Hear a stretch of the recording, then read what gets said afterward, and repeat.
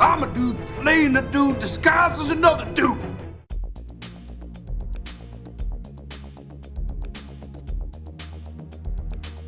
Let's have a serious talk, you and me. Man to man, man to woman, woman to man, whatever. The subject of this talk is called the collector's shame.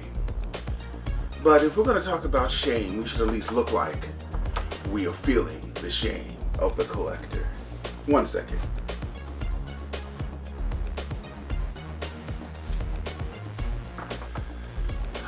Much better. About a month ago, I saw a Reddit post where a young man took a picture of some collectibles he had on his living room floor or bedroom floor, whatever. It was about 25 or 30 of them. And under it, he asked if he had a problem. To my surprise, there were some people under the post who said, yes, you have a problem. You need to open those. You don't know if there is a problem or some kind of defect. You need to open those quickly. What's wrong with you? Why are you letting those pile up like that? But the majority of them were like, go ahead and give me a call when you really have a problem. The only thing I see there is a few figures you haven't opened. So, not too long ago, I made a video about the things I'm not going to buy in the year of 2025. Mainly because of the things that I haven't opened yet, which unfortunately we're going to take a look at, and that's the shame of the collector. And for the most part, as I shoot this video in the middle of April of 2025, we've held true to that. But then late March came, and then which featured a lot of spring sales, not to mention that a certain president of the United States, who will go unnamed, slammed 145% tariffs on all Chinese goods, kind of spurring one to move forward with purchases that normally they wouldn't make. And well, that kind of lost sight of that particular plan. Nonetheless, that's not about that. This is about showing you my personal shame. Now, I've seen other collectors and their unopened collection and whatever, and it's not as bad as some, worse than others. I don't know where I fall in, but it's not about them, it's about me and me opening up to you. What I'm about to show you, I'm not going to show you my displays. I am not going to show you my Sterlite bins, of which there's probably too many of those as well. What I'm going to show you is the things that I haven't opened, which spurred me not to buy anything for the longest time, well, in 2025 until, everything went haywire. Because I have enough stuff to last me years of opening stuff for you guys without having to buy anything. I present to you the collector's shame. Oh gosh. Okay, so what we have here is one side of a wall of that we keep. Yeah, just so mostly these figures are of a my higher dollar figures with some bootlegs thrown in there.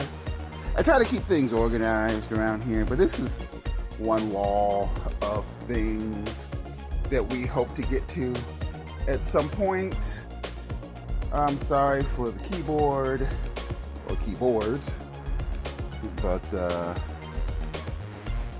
gotta keep them somewhere when I'm not playing them. On this stack of shelves, the sad part about this is that I'm only showing you the front of this particular shelf. There's a back side to where it's filled with figures as well. This is where we keep the majority of my McFarlane figures, as you can see from the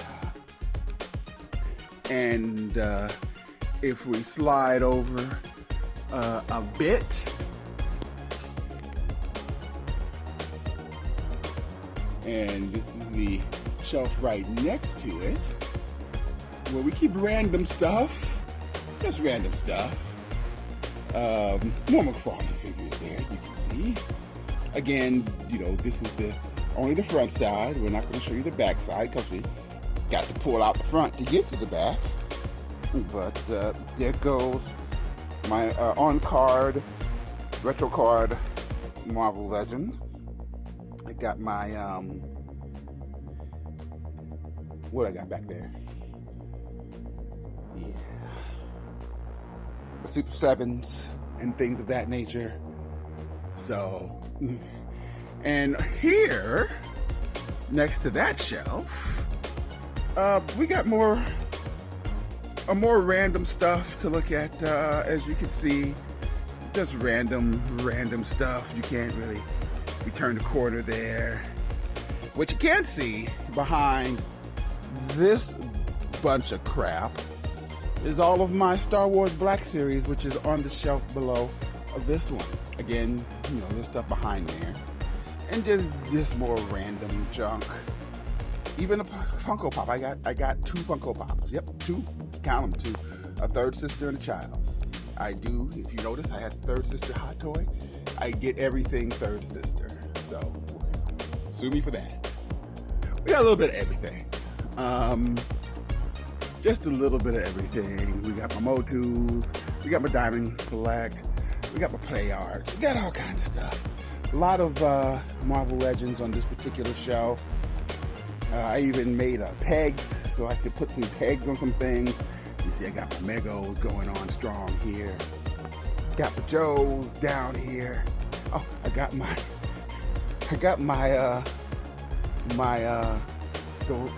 gargoyles, which quickly piled up when I did my NECA blind box opening. I didn't have that many. I got more over there. We'll get to that one. And yeah, and we have more random stuff, more Joes going on here. We're gonna get to all this stuff. I swear to you, we're gonna get to this stuff. You know, I promise you that. And finally, probably the shelf that I'm least proud of. Forgive the arm and the microphone for blocking things, but this is the area where I shoot my videos. This is just a bookcase where I keep random Marvel Legends, including, as we scan up here. See, this is how you know that I'm being honest with you, and I'm bearing my soul when you look at the shelf of unopened Eternals. Yes. Admittedly, I didn't pay full price for any of those, but yes. Again, I don't know, you know, let myself be a measurement against you. If your collector's shame is worse than mine, then you need to bring it down. You need to bring it back.